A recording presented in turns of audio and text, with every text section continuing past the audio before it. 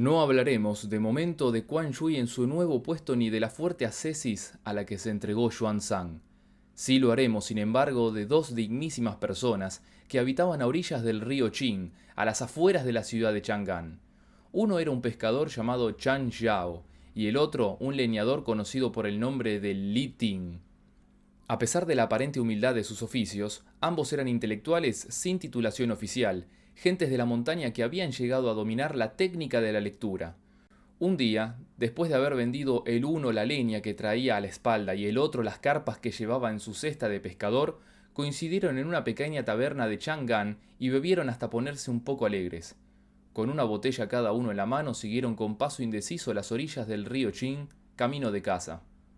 Soy de la opinión, hermano Li, dijo Chan Yao, que los que se esfuerzan por conseguir la fama perderán su vida en tan loco empeño. Los que se afanan por obtener fortuna perecerán a causa de las riquezas. Los que se empeñan en amontonar títulos correrán los mismos riesgos que quien duerme abrazado a un tigre, y los que luchan por recibir favores oficiales serán como quien camina con serpientes dentro de las mangas. Cuando uno se detiene a pensar fríamente, descubre que sus vidas no pueden compararse con la tranquila existencia que llevamos nosotros en la altura azul de las montañas o junto a la serena pureza de las aguas. Nosotros nos regocijamos en nuestra propia pobreza y pasamos los días sin afanarnos por nuestro destino.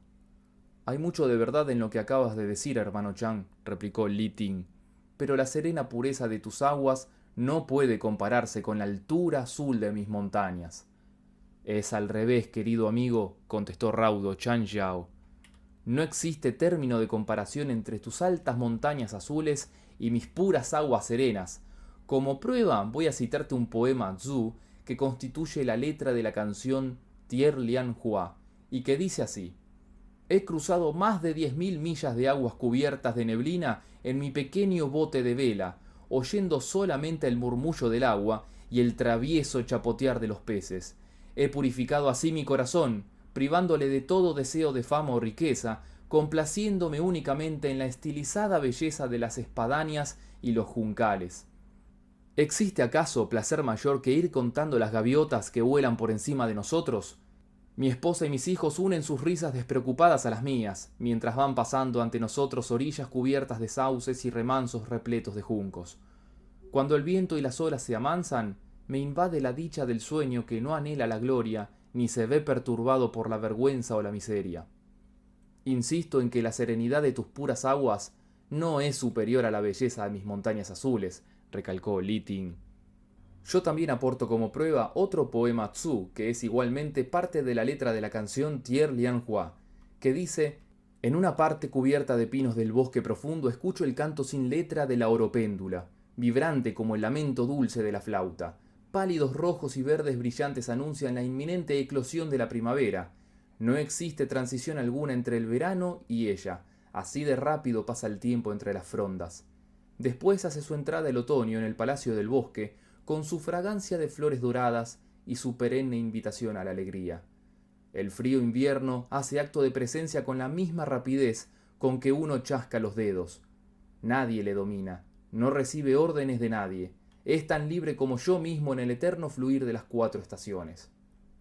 Yo me ratifico, contestó el pescador, en que tus montañas azules no son nada comparadas con mis aguas puras. De ellas saco todo el gozo que una persona sabia pueda desear. Para que te convenzas, te cito este poema Tzu, letra del Che Ku Tien. Solo me bastan el agua y las nubes del país de las hadas. El bote a la deriva y los remos en descanso me hacen sentir en mi hogar. Con mi cuchillo parto el pescado fresco y cocino tortugas verdosas. En este universo que es el mío, me alimento de cangrejos color púrpura, de gambas rojas, de brotes verdes de junco, de retoños de plantas acuáticas, aunque mis preferidas son las cabezas de pollo, las raíces de loto, las tiernas hojas del apio, las puntas de flecha y las flores del miao yin. Me temo que tus aguas serenas en nada aventajan a mis montañas azules, volvió a repetir el leñador. Solo ellas son capaces de traer la alegría a mi corazón.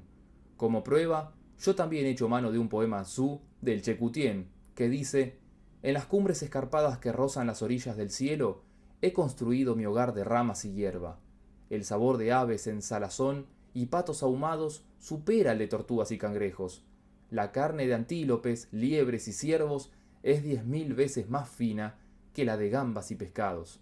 Nada hay comparable a las aromáticas hojas de chun, a los amarillentos brotes del lien, a los tallos tiernos del bambú, al té de la montaña, a las ciruelas color púrpura, a los rojos melocotones, a los albaricoques maduros, a los ácidos dátiles, a las peras dulces y a los frutos silvestres. Tus montañas azules, remachó el pescador, no aventajan en nada a mis aguas serenas.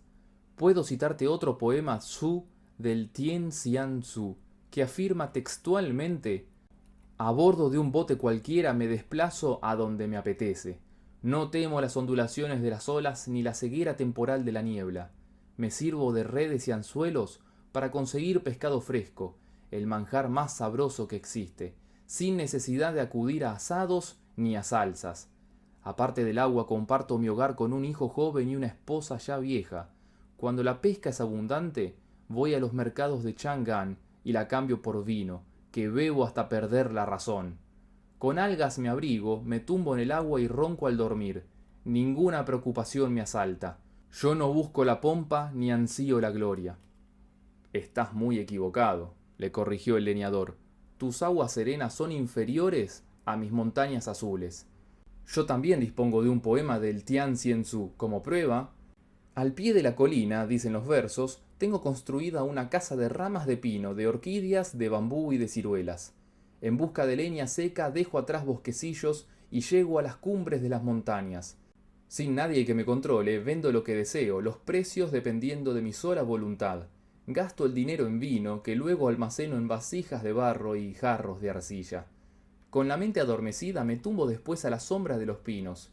Ningún pensamiento me abruma, los éxitos o los fracasos no me importan, nada de este mundo me turba. Tu vida en la montaña, hermano Li, volvió a decir el pescador, no es tan placentera como la que yo llevo junto a las aguas. Te cito como testimonio un poema Tzu que se canta con la música del Xin Qian Yue. Las flores tupidas de las zarzamoras brillan a la luz de la luna, mientras el viento sacude los amarillentos juncales. El río Chu, totalmente dormido, refleja el azul distante del cielo. Meto la mano en sus aguas y hago vibrar su encaje de estrellas. Peces de todo tamaño vienen a enredarse en mis redes. Las percas pican en tropel mis anzuelos. No hay manjar más exquisito que ellas. ¿Qué hay de extraño en que la despreocupación de mi risa se extienda por ríos y lagos? Tu vida junto a las aguas, hermano Chang, contestó el leñador, no es tan placentera como la que yo llevo en la montaña. La prueba la tienes en este otro poema Zhu, que se acompaña con la música del Xin Qian Yue. Por caminos cubiertos de enredaderas y hojas voy cortando madera que cargo a la espalda. Formo atillos de leña con troncos de sauce carcomidos por los insectos y ramas de pino, desgajadas por el viento. Son promesa de calor en el invierno. Libre soy de cambiarlos por licor o dinero. Aunque he de reconocer que tu vida en las montañas no está mal del todo, admitió el pescador. No es tan tranquila ni encantadora como la que yo llevo junto al agua. Al poema Zhu de la canción Lin Qianxian te remito. La marea llevará lejos de aquí mi bote, dicen los versos. Dejo descansar los remos y mi canción, como un remedo de la luna, se eleva en el lienzo de la noche. Con qué elegancia se mueve sobre las aguas el astro menguante. La gaviota duerme tranquila en su nido, ajena al manto de flores que se extienden por el cielo. Mi sueño crece como los juncales vírgenes de las islas en las cuales me acuesto. Nada lo quiebra, la altura del sol no ejerce sobre él la menor influencia. Trabajo cuando me apetece y descanso cuando quiero. Nadie tiene tanta libertad de espíritu ni tan envidiable regalo del cuerpo. La tranquilidad y el encanto de tu vida, sentenció el leñador, no son nada comparados con los que rigen mis días en lo alto de la montaña. También yo aduzco como prueba la parte del Lin Qianxian que dice: en las montañas de otoño arrastro despreocupado mi hacha por los senderos cubiertos de escarcha. En el frío de la noche regreso a mi hogar portando a la espalda el peso del haz, la frente orlada de flores salvajes. La oscuridad no me importa cuando vuelvo a hollar los caminos que me llevan a casa. Cuando abro su puerta, la luna aparece en el cielo. Mi mujer y mi hijo salen a recibirme con amplias sonrisas de felicidad. Me reclino después sobre una cama de paja con un tronco por almohada. En cuanto abro los ojos, me espera ya una cena de peras cocidas y mijo estofado. La bebida recién escanciada en el caso me ayudará a meditar sobre lo inalterable de mi felicidad. Todo lo que afirman estos poemas, comentó entonces el pescador, tiene que ver con nuestro propio sustento, con lo que hacemos para ganarnos honradamente la vida. Pero mis momentos de ocio son mucho más abundantes que los tuyos. Si lo dudas, aquí tienes un poema Sher que lo dice claramente. Tumbado miro con atención el azul del cielo y el majestuoso vuelo de las garzas blancas. Amarrada está mi barca en la orilla y entreabierta la puerta de mi hogar. A la sombra de la vela enseño a mi hijo a preparar los sedales y a arreglar los anzuelos. Cuando los remos descansan, mi esposa y yo ponemos las redes a secar al sol. Mi mente está en calma, porque veo la tranquilidad de las aguas. Me siento seguro, porque contemplo la benignidad de los vientos. Mi abrigo de algas y mi sombrero de bambú son infinitamente mejores que los trajes cortesanos y sus delicados fajines teñidos de púrpura. Tus momentos de ocio, replicó el leñador, no pueden de ninguna manera compararse con los míos. También dispongo yo, como prueba de lo que afirmo, de un poema ayer que dice: tumbado, miro con atención el vuelo de nubes blancas con forma de sauce. Cierro después la puerta de bambú de mi cabaña y, sentado en el frescor de la paja, me pongo a pensar en lo que quiero. Cuando me apetece, saco los libros y enseño a mi hijo a leer. Cuando tengo invitados, charlo con ellos y jugamos después al ajedrez. Cuando me encuentro excitado, recorro senderos cubiertos de flores y me pongo a cantar. Cuando me entristezco, subo a las verdes montañas con el laúd y comienzo a tañer. Mis sandalias son de paja, de cáñamo mis fajas y de tosco tejido el calor de mis mantas. Las prefiero, sin embargo, a la seda, porque mi corazón aquí está libre y yo soy mi único dueño.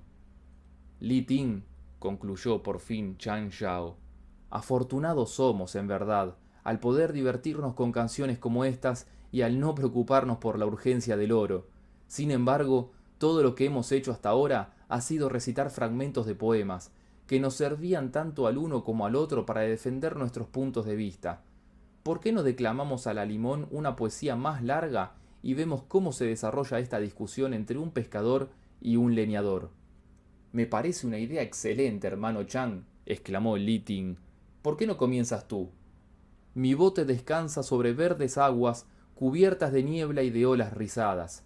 En las altas montañas e inaccesibles mesetas tengo yo establecida mi casa. Me encanta contemplar los arroyos y los puentes, mientras la marea primaveral por doquier se extiende. Yo saco placer de las altas cordilleras cubiertas de nubes al amanecer. Me alimento de carpas pescadas en la lun men lejana. El fuego de mi hogar se alimenta con tacos de madera seca. El anzuelo y la red servirán para alimentarme en la vejez. Me serviré del hacha hasta que mi cabeza se vea cubierta de canas. Tumbado en mi barco, observo el frágil volar de los patos. Recostado en verdes parajes, escucho el canto de los cisnes salvajes. Jamás me he rendido a la tentación de la alevosa maledicencia. Nunca ha navegado mi barco por los procelosos mares del escándalo. Cuando mis redes se van secando, parecen estar hechas de brocados. En rugosas piedras afilada, como el sol brilla la hoja del hacha. Bajo la brillante nube de agosto a menudo pesco solo. En los solitarios arroyos de la montaña, solo el viento me acompaña. Cuando la pesca es exitosa, la cambio por vino que bebo con mi esposa. La madera que me sobra la cambio por una botella que con mis hijos comparto. Si canto, movido por mi propio deseo, lo hago. La música de mis baladas solo la dicta mi alma. Llamándoles hermanos mayores, a menudo invito a los otros pescadores. Hermanos míos son todos los hombres que habitan en los bosques. Pasamos el tiempo inventando juegos nuevos. Nosotros creamos palabras que mezclamos con el vino de las jarras. A diario me alimento de gambas cocidas y de cangrejos. Cada día me regalo con el sabor de aves y patos. Mi esposa prepara té que ella misma me da a beber. Mi mujer cuece el arroz con las ramas que la tormenta desgajó. En cuanto amanece, cojo la caña y salgo a pescar peces. En cuanto el sol se eleva, tomo el hacha y voy a buscar leña. vestido tras la lluvia, con abrigo de algas corro a atrapar carpas. Antes de que se levante el viento intento derribar pinos secos. Ajeno a leyes y normas, llevo una vida de juegos y bromas. Ante las reglas del mundo, me comporto como si fuera sordomudo. Espera un momento, por favor, hermano Li, dijo entonces Chan Shao. Hace un momento empecé yo la primera línea del poema. Justo es que ahora tú hagas lo mismo. ¿Por qué no comenzamos de nuevo? El hombre del campo, aunque parezca locura, está enamorado del viento y de la luna. Un hombre sabio cede su orgullo a los arroyos y a los lagos. Mi heredad es el ocio, y busco el esparcimiento ante todo. Desprecio la maledicencia y me gozo en la paz de la conciencia. En noches de luna soberana duermo tranquilo en mi cabaña de paja. Cuando el cielo oscurece y no se ve nada, yo me protejo con mi abrigo de algas. Libre de alegrías y penas, hallo compañía entre pinos y ciruelas. Mis mayores amistades son las gaviotas, las garcetas y las demás aves. Mi corazón no ampara ansias de fortuna ni de fama. Jamás he oído los sones de las armas y los tambores. Sin cesar, escancio vino para librarme del frío. 3 veces al día me llevo a la boca la comida. Para mi propio sustento, dependo de la madera que vendo. Vivo de lo que pesco con mis sedales y anzuelos. Con ayuda de mi hijo, al hacha le saco filo. Tras vaciarla de peces, mi familia remienda las redes. Cuando la primavera renace, me gusta contemplar el verdor de los sauces. En el calor de la tarde me encanta mirar el frescor de los juncales. Los bambúes recién plantados me libran del bochorno del verano. Las flores nuevas del loto me refrescan en agosto. Cuando desciende la escarcha, la suerte de las aves ya está echada. En la fiesta del doble 9, mi esposa cocina cangrejos que nadie vende. Cuando el invierno se aproxima, duermo hasta bien entrado el día. No me abruman los calores ni del frío los rigores. En el año no hay un día que no recorra las colinas. No existe estación en la que no are los lagos con mi timón. Ay, si los sabios conocieran el placer de cortar leña. Cuando tiro del sedal, imagino ser un inmortal.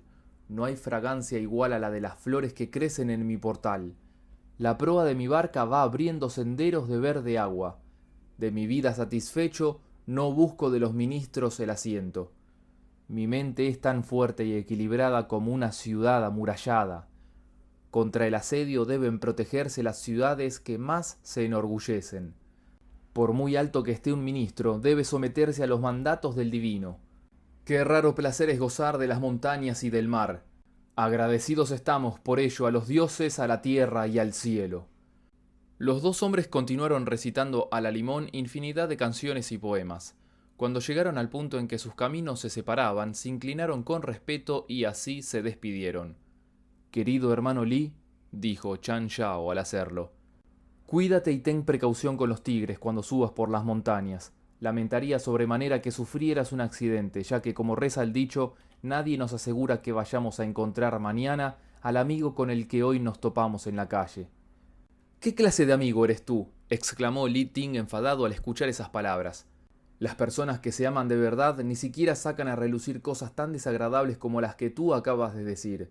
¿A quién se le ocurre pensar que pueda caer sin más en las garras de un tigre? ¿Te gustaría que te dijera que tu barco se va a hundir cuando menos lo esperes en el río? Eso nunca pasará, respondió Chan Shao riendo. El cielo siempre anuncia cuándo va a haber tormenta. De acuerdo, se ve que hoy no la va a haber, admitió Li Ting. Pero ¿quién te asegura que no se va a desatar sobre la tierra una epidemia? ¿Cómo estás tan seguro, por otra parte, de que no vas a sufrir un accidente? Dices eso, contestó Chan Shao, porque no tienes ni idea de lo que puede ocurrirte cuando cortas leña. Yo, por el contrario, cuando pesco puedo predecir exactamente lo que va a suceder. Te aseguro que ningún accidente va a cebarse sobre mí. No me hagas reír, exclamó burlón Li Ting. Tu trabajo es uno de los más traicioneros que existen. Un pescador siempre se está jugando la vida. No comprendo cómo puedes tener esa seguridad con respecto al futuro. Mira, replicó Chan Shao condescendiente, voy a decirte algo que tú no sabes. En Chang'an hay un adivino que suele sentarse en la calle de la puerta oeste a predecir el futuro a quien quiera pedírselo. Yo le regalo todos los días una carpa dorada y él, agradecido, consulta para mí los palillos que lleva guardados en la manga. Siguiendo sus consejos, no hay vez que lance las redes que no las saque repletas de pescado. Precisamente fui a consultarle esta mañana y me dijo que las echara esta vez en la curva que hace el río Chin. Me aconsejó igualmente que echara el sedal en dirección oeste, si quería regresar a casa cargado de gambas y peces. Por cierto, cuando suba mañana a la ciudad, compraré vino y volveré a reunirme contigo. Y se separaron, restablecidas las paces. Sin embargo, como afirma el proverbio, lo que se dice en el camino lo escucha quien se halla entre la hierba. Así, dio la casualidad que esta última parte de la conversación fuera oída por un yaxa que se encontraba de patrulla por el río Chin y corrió al palacio de cristal de agua a informar a su señor gritando: ¡Qué desgracia! ¡Qué tragedia tan inesperada! ¿Se puede saber de qué estás hablando?, le preguntó sorprendido el rey dragón.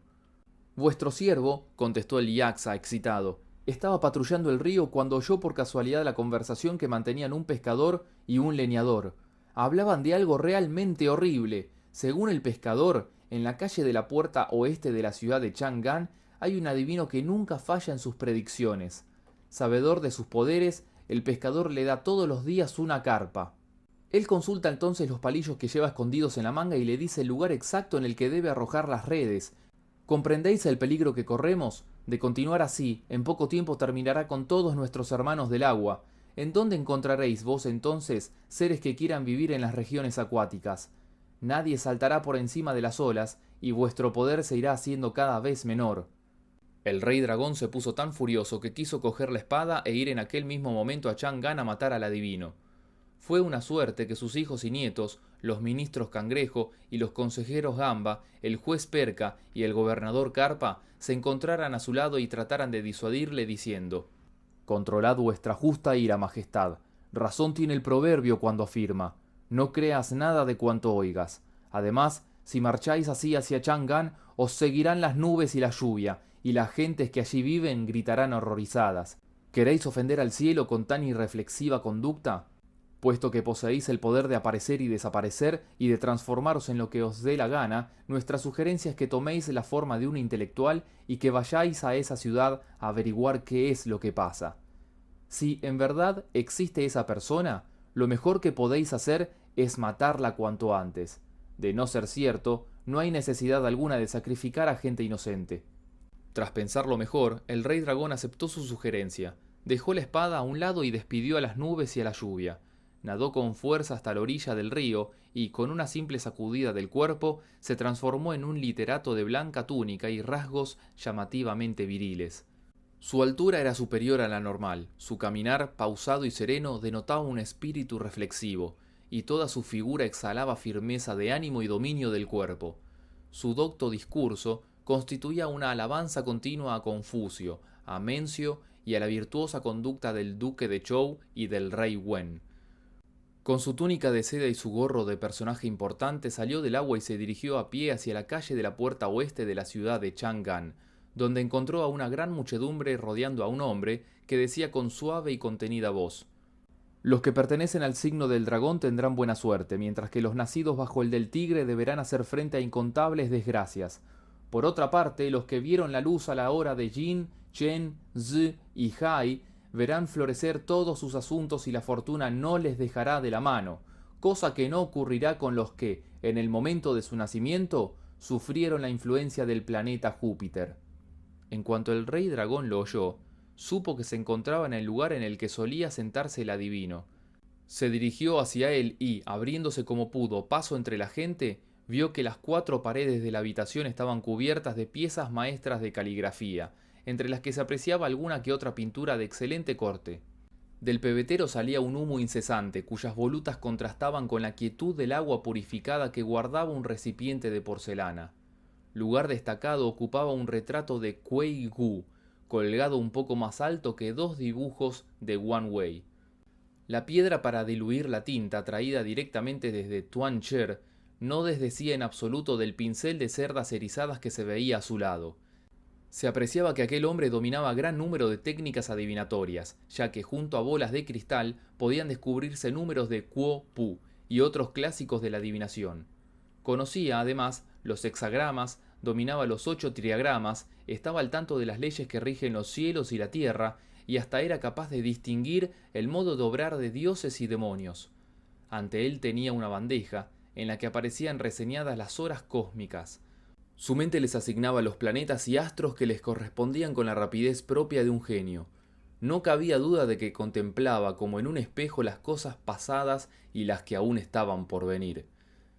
No encerraba para él secreto alguno, como les ocurre a los dioses, saber qué casa iba a ser levantada y cuál derruida, quién iba a nacer y quién iba a morir, cuándo iba a llover y cuándo a ser bueno.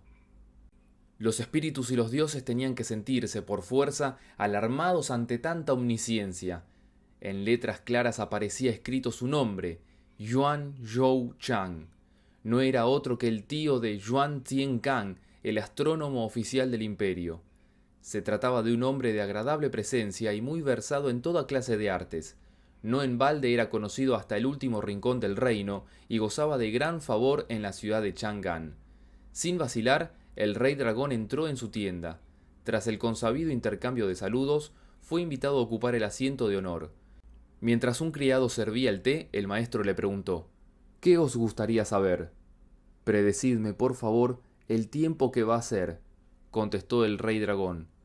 El maestro consultó sus palillos y al fin dijo: «La niebla difuminará las copas de los árboles y un velo de nubes borrará las colinas. Si deseas lluvia, mañana verás satisfecho tu deseo». «¿A qué hora ocurrirá eso y cuánta agua caerá?», insistió el rey.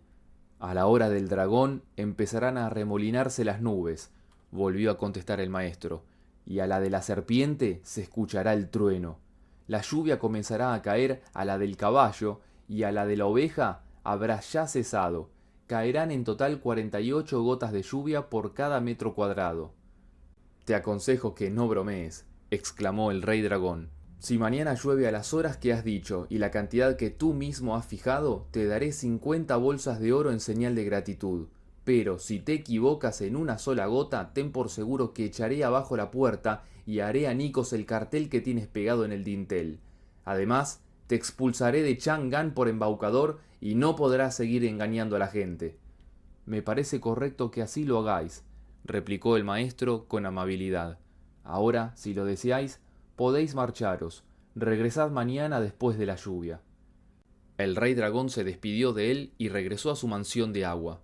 En cuanto se enteraron de su llegada, acudieron a saludarle sus ministros y colaboradores más directos y le preguntaron: «¿Cómo se desarrolló vuestro encuentro con el adivino?». «Es verdad que existe esa persona», contestó el rey dragón, «pero puedo aseguraros que se trata de un auténtico fanfarrón. Le pregunté que cuándo iba a llover y él me respondió que mañana. Volví a preguntarle sobre la hora y la cantidad de lluvia que caería y él contestó que a la hora del dragón empezarían a arremolinarse las nubes, a la de la serpiente se escucharía el trueno, a la del caballo comenzaría a caer la lluvia y cesaría a la de la oveja.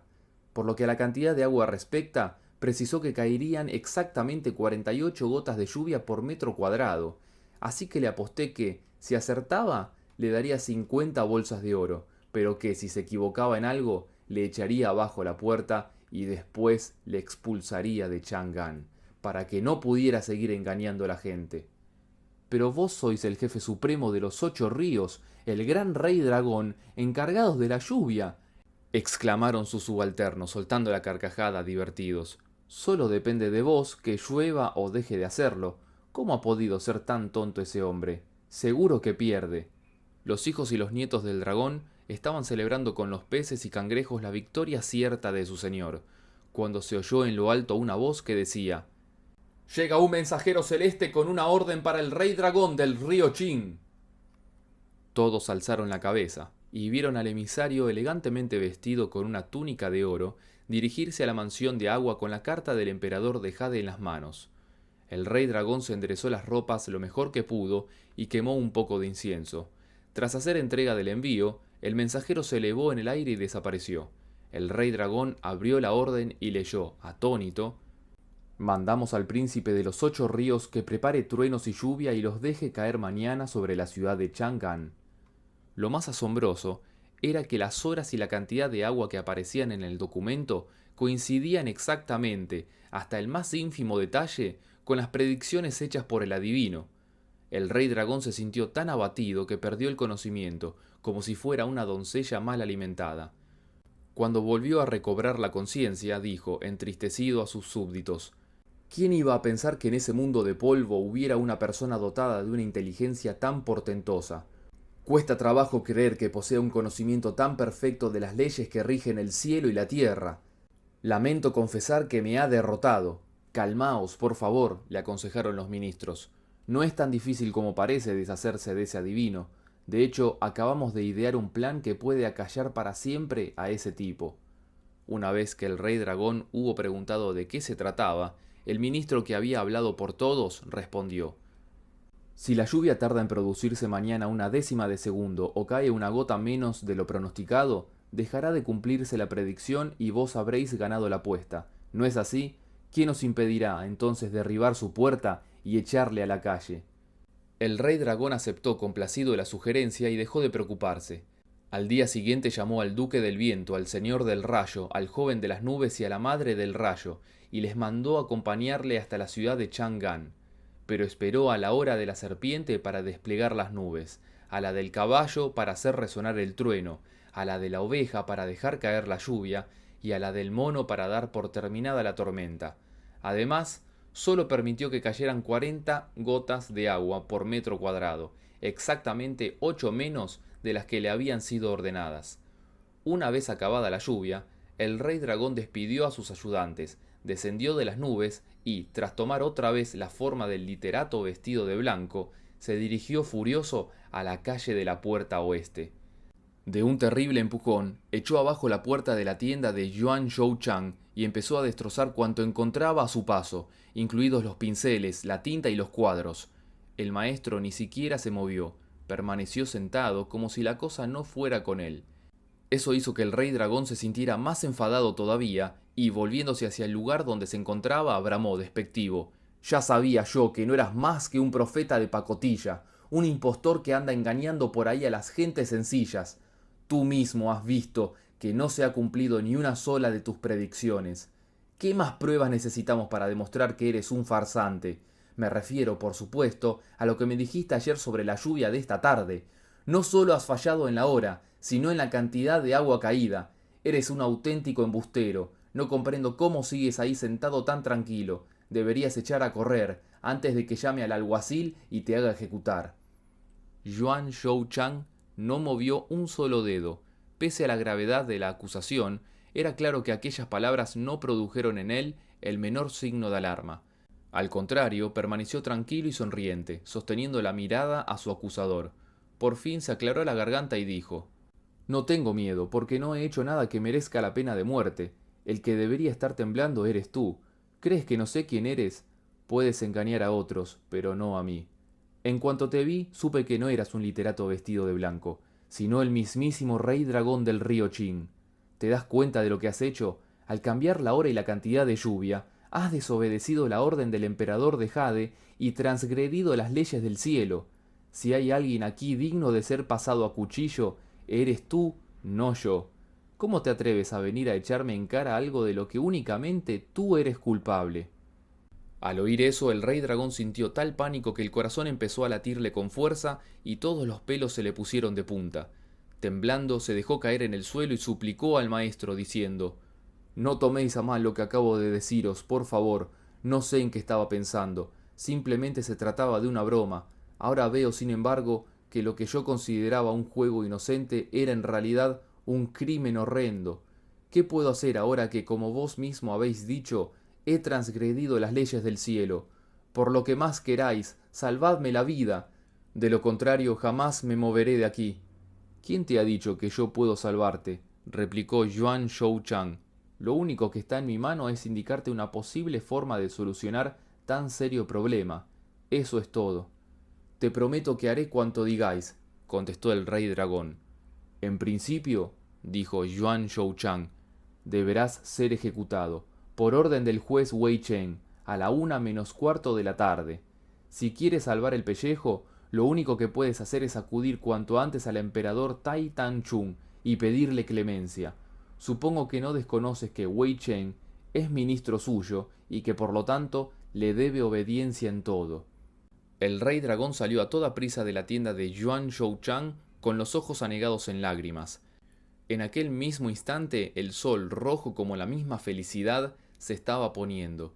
Una neblina densa se iba extendiendo lentamente por las montañas, mientras los cuervos regresaban a sus nidos y los viajeros buscaban un sitio en el que pasar la noche.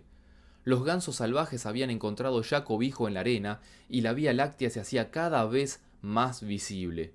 En la lejanía se apreciaban las luces mortecinas de una aldea. En los templos el viento nocturno iba apagando una a una todas las candelas, desperdigando después el olor a humo. Más cerca un hombre soñaba que se había convertido en una mariposa y se marchaba volando. La luna iba moviendo de lugar la sombra de las flores de un jardín. En lo alto, mientras tanto, las estrellas se habían multiplicado por 1000. Era medianoche y la oscuridad se había enseñoreado de todo. El rey dragón del río Qin, sin embargo, no regresó a su mansión de agua. Esperó suspendido en el aire hasta la hora de la rata. Descendió entonces de las nubes y se dirigió a la puerta del palacio.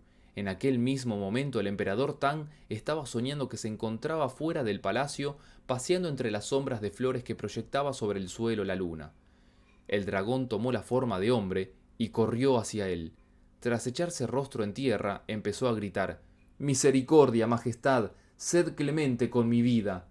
«Si supiera quién eres», respondió Tai Chung, «tal vez podría acceder a tu petición». «Como vos, también yo soy un dragón», gimoteó el principal habitante del río Qin.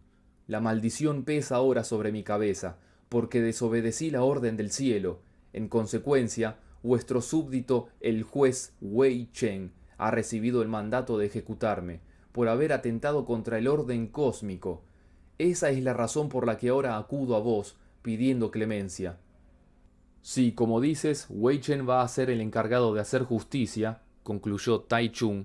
«Ten por seguro que tu vida no correrá el menor peligro.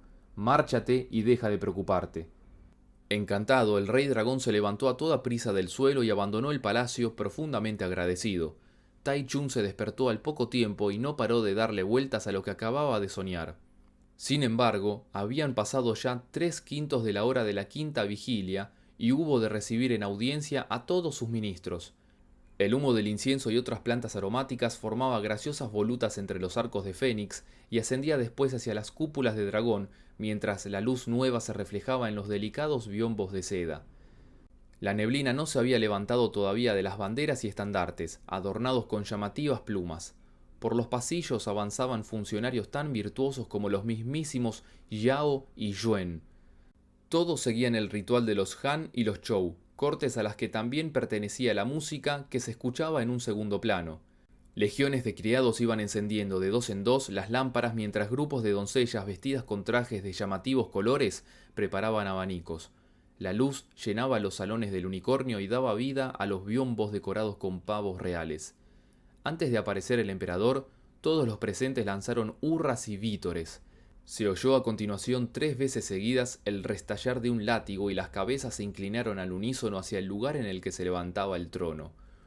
Un aroma a flores se extendió por todo el palacio mientras los coros entonaban cánticos de alabanzas y hacía su entrada el cortejo, precedido de estandartes de perlas y jade.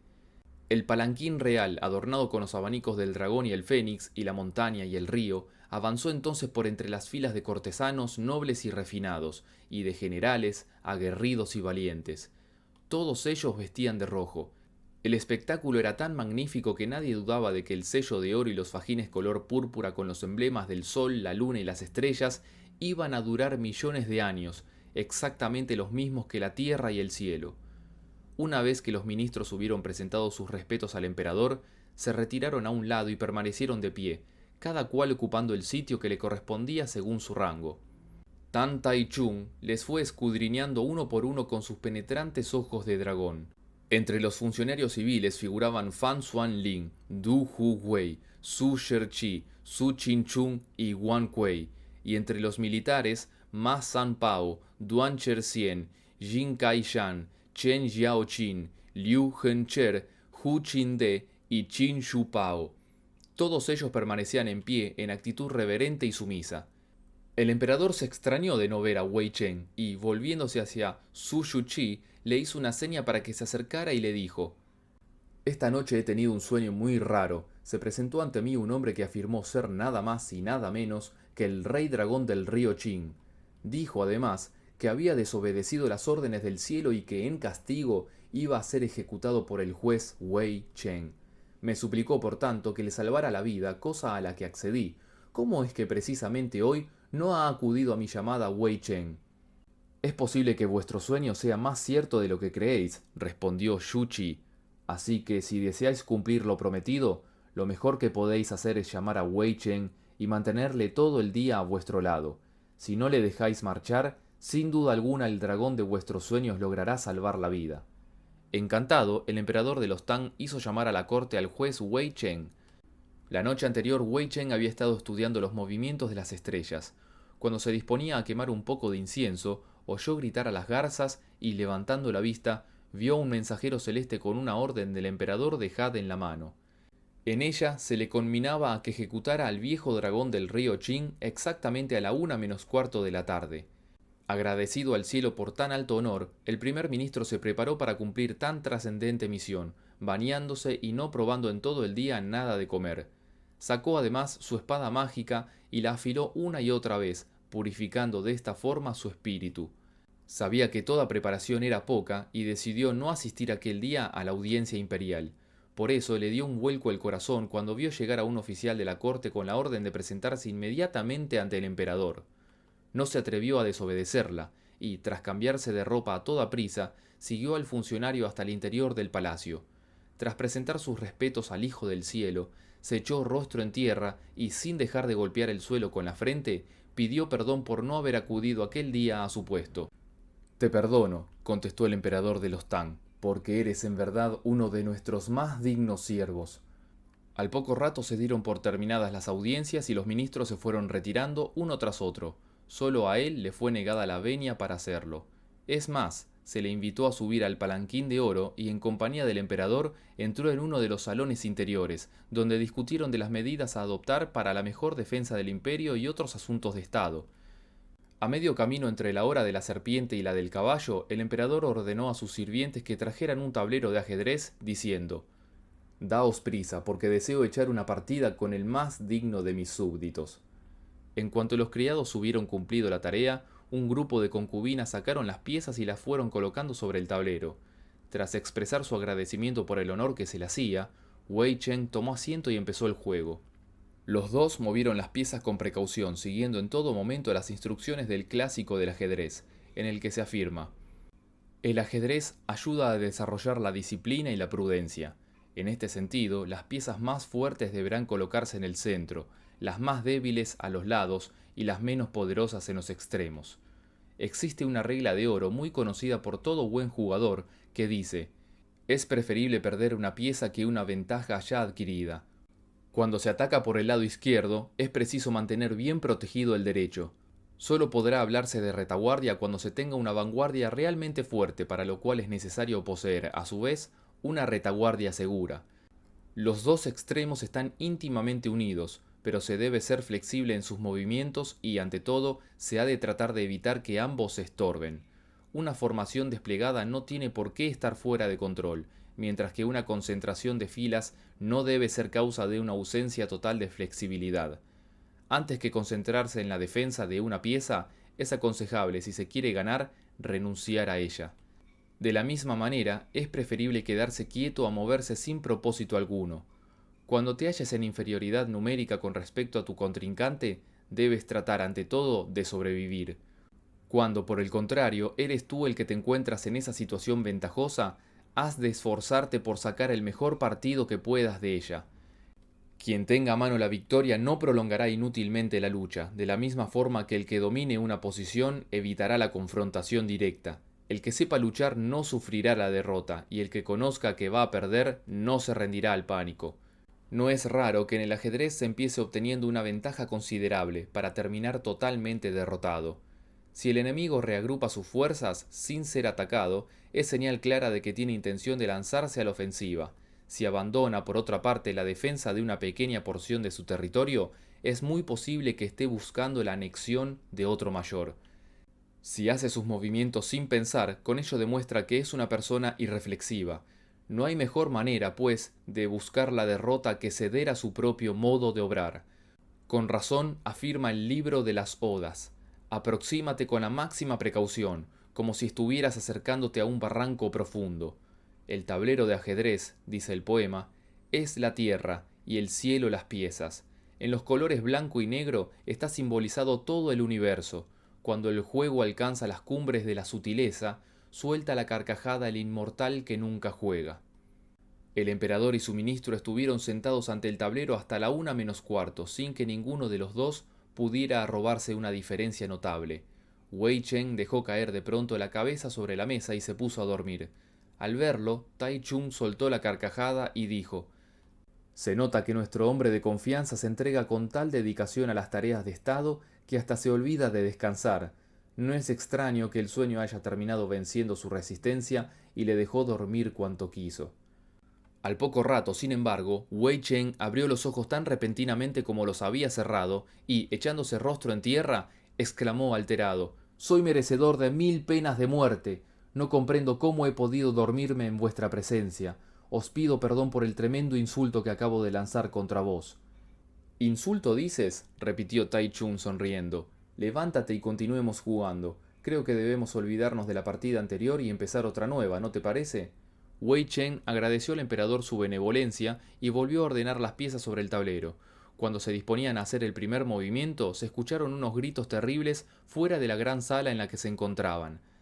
Antes de que pudieran preguntar qué pasaba, aparecieron los ministros Qin Shu Pao y Su Mou Kung con una cabeza de dragón chorreando sangre. La arrojaron delante del emperador y dijeron: «Hemos visto a los mares perder profundidad y a los ríos secarse, pero jamás habíamos contemplado hasta ahora una cosa tan rara como esta». «¿En dónde la habéis encontrado?», preguntó Tai Chun, poniéndose enseguida de pie.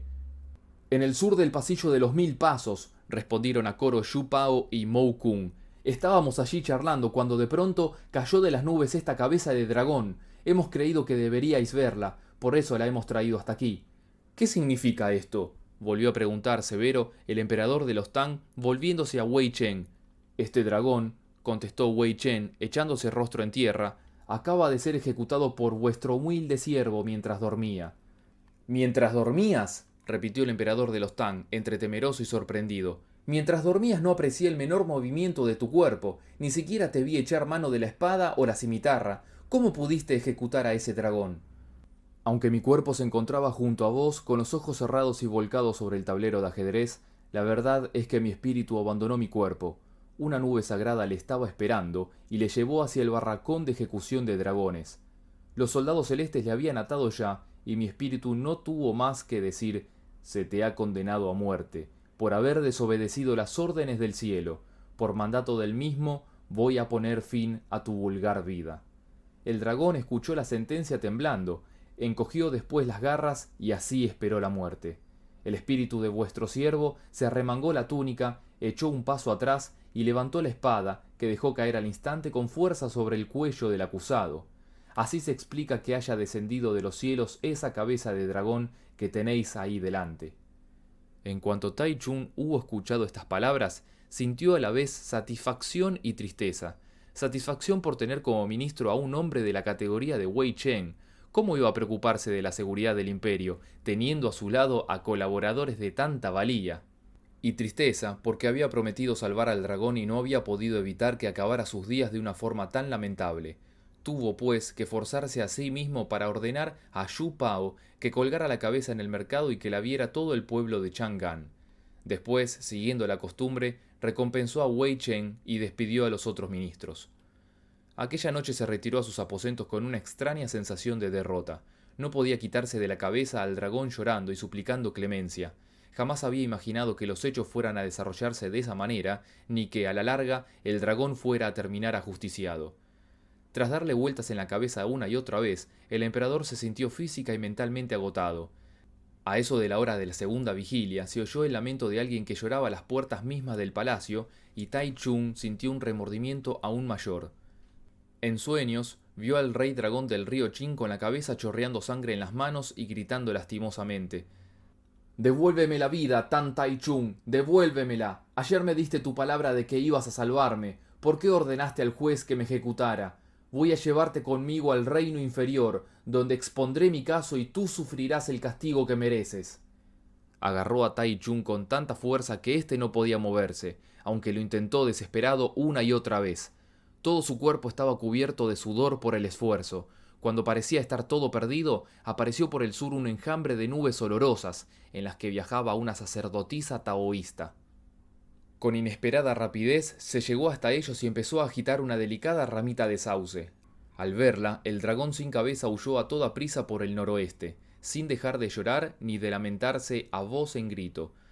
La sacerdotisa no era otra que la bodhisattva Kuan Yin, que había acudido a las tierras del este en cumplimiento de la orden de Buda de encontrar a una persona dispuesta a ir por las escrituras. Acababa de acomodarse en el templo del espíritu protector de la ciudad de Chang'an cuando oyó gritar a los demonios y llorar a los espíritus. Comprendiendo que el emperador estaba en peligro, acudió a toda prisa en su ayuda, logrando ahuyentar al dragón maldito. Pese a todo, el antiguo señor del río Qin se dirigió a la corte del reino inferior a presentar su queja. Tai Chun se despertó tan excitado que solo podía gritar «¡Fantasmas! ¡Espíritus!». Sus gritos aterrorizaron de tal manera a las reinas de los 3 palacios, a las concubinas de las 6 cámaras y a los eunucos que las servían, que no volvieron a pegar ojo en toda la noche. No tardó mucho, afortunadamente, en sonar la quinta vigilia y todos los funcionarios de la corte, tanto civiles como militares, se reunieron en la sala de audiencias. Esperaron impacientes hasta el amanecer, pero el emperador no apareció. Eso hizo que todos se sintieran presos de una desazón y de un temor francamente indescriptibles. Por fin, cuando el sol estaba a punto de alcanzar su cenit, llegó la notificación imperial, en la que se decía: «Los ministros están excusados hoy de atender sus obligaciones de Estado. Lamento haberles tenido tanto tiempo esperando, pero la verdad es que no me encuentro muy bien». Así transcurrieron 5 o 6 días. La inquietud de los funcionarios había llegado a tal punto que decidieron acudir a la corte, sin ser llamados, a indagar por sí mismos sobre lo que estaba ocurriendo. Cuando se disponían a entrar, apareció la reina madre y ordenó que fueran en busca del médico imperial. Todos se quedaron a la puerta en espera de nuevas noticias. Al poco rato salió el doctor y se lanzaron hacia él, inquiriendo sobre el estado de tan augusto enfermo. «El pulso de su majestad», respondió el médico, visiblemente preocupado, «es extremadamente irregular. Tan pronto aparece débil como se lanza un ritmo francamente alocado. Lo más alarmante, sin embargo, es que musita no sé qué sobre fantasmas y no queda absolutamente nada de aliento en sus vísceras. Mi diagnóstico es que dentro de 7 días a lo sumo morirá». Los ministros palidecieron al oír tan infaustas nuevas. Su alarma aumentó de grado cuando tuvieron noticia de que Tai Chun había mandado llamar a Su Mou-kun, Wu Kuo-kun y Xu Cher-kun. Los 3 acudieron a toda prisa al palacio y el emperador les dijo en un tono casi inaudible, que denotaba su gran esfuerzo por hacerse entender: «Desde los 18 años he conducido mis ejércitos hasta el último rincón de la tierra. Muchas han sido, pues, las calamidades a las que me he visto sometido. Sin embargo, puedo aseguraros que jamás me he topado con algo tan extraño como ahora me está ocurriendo. Aunque no lo creáis, me he visto atacado por fantasmas y espíritus». «Cuando asentasteis las bases de vuestro imperio», contestó Yu Cher-kun, «hubisteis de dar muerte a infinidad de gente. ¿No os parece ridículo temer ahora a los espíritus?» «Sé que puede sonar descabellado», insistió Tai Chun, «pero por la noche los fantasmas no dejan de aullar ni de tirarme ladrillos. Durante el día no se muestran tan agresivos, pero os juro que cuando oscurece no puedo soportar sus locuras». «Tranquilizaos, majestad», le aconsejó Xu Pao. «Esta noche haremos guardia junto a vuestra puerta Qing De y yo, y veremos de qué se trata todo esto». Tai Chun aceptó agradecido la sugerencia, y los otros ministros se retiraron sin hacer el menor ruido. Aquella noche los 2 funcionarios imperiales se pusieron las corazas y los yelmos, y, agarrando las mazas y las hachas, se colocaron a ambos lados de la puerta del dormitorio imperial. Su apariencia no podía ser más marcial. Sus yelmos de oro brillaban como si estuvieran hechos de fuego, lo mismo que las corazas, que parecían haber sido confeccionadas con escamas de dragón. Sus petos, incrustados de perlas y piedras preciosas, se asemejaban a las nubes en las que viajan los dioses, realzando la belleza de los fajines de seda que llevaban ceñidos a la cintura. Uno poseía unos ojos de fénix que, al mirar hacia lo alto, hacían llenar de temor a las estrellas. Los del otro eran oscuros, pero su fulgor recordaba el rayo y su brillo traía a la mente la blancura de la luna. Ambos eran excelentes guerreros. no es extraño que con el tiempo terminaran convirtiéndose en guardianes de las puertas y protectores del hogar. Toda la noche la pasaron junto a la puerta de su señor, pero no vieron nada extraño. De esta forma, Tai Chung pudo dormir tranquilamente desde la puesta a la salida del sol. Agradecido les hizo entrar a sus aposentos privados y les dijo: «Desde que caí enfermo no había vuelto a dormir como la pasada noche. Estoy en deuda con vosotros. Ahora, si lo deseáis, podéis retiraros a descansar. Así os encontraréis en disposición de hacer guardia a mi puerta en cuanto anochezca».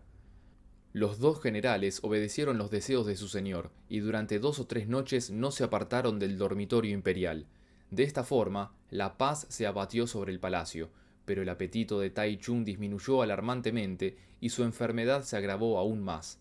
Consideró, por tanto, que el sacrificio de sus súbditos era innecesario, y llamándoles de nuevo a su presencia, junto con los ministros Du y Fang, les dijo: «Aunque estos 2 últimos días he descansado bien, me temo que no ha sido agradable para vosotros manteneros en vela toda la noche.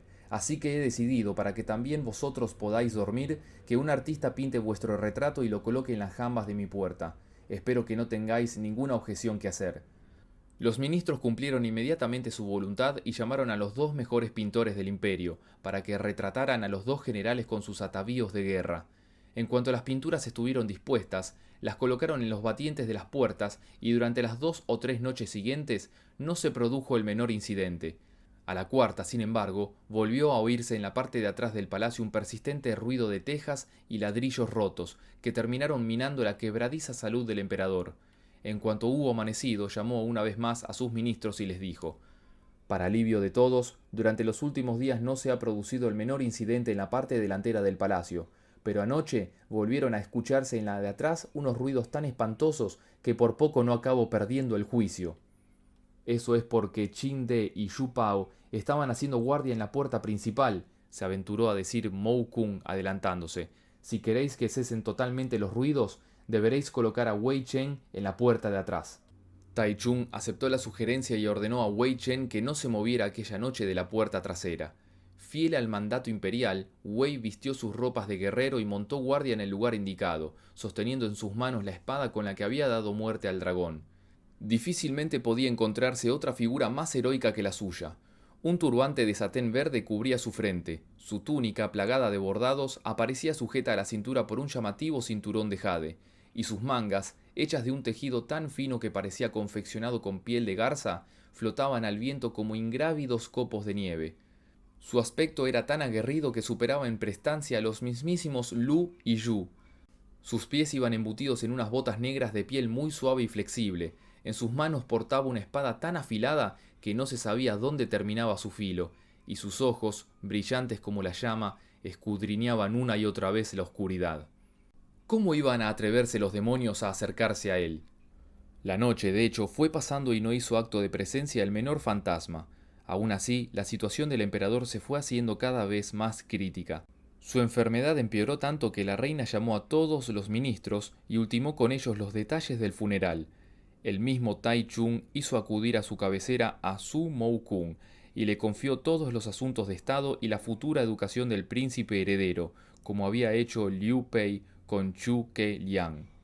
Una vez cumplido ese trámite, se bañó y se cambió de ropa, esperando resignado la llegada de su hora.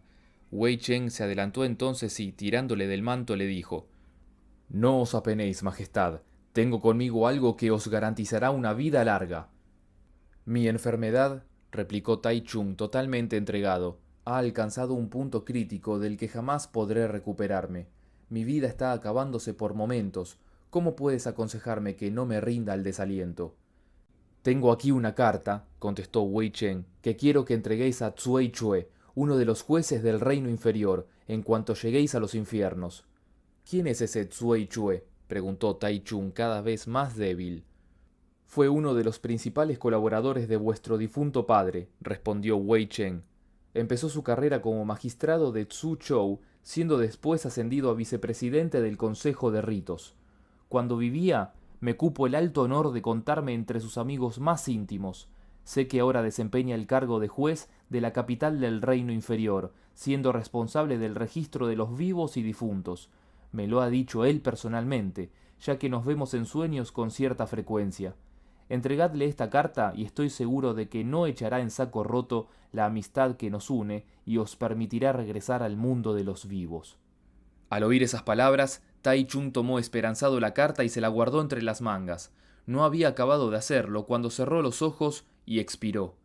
Las reinas y concubinas de los 3 palacios y las 3 cámaras, el príncipe heredero y las 2 filas de funcionarios, tanto militares como civiles, se vistieron de luto y empezaron a llorarle. El féretro imperial fue colocado en el salón del Tigre Blanco. Sin embargo, no hablaremos ahora de las ceremonias que siguieron ni de cómo se desarrollaron las exequias. Quien quiera saber cómo se produjo la vuelta a la vida del emperador Tang Tai Chung debe escuchar con atención lo que se dice en el próximo capítulo.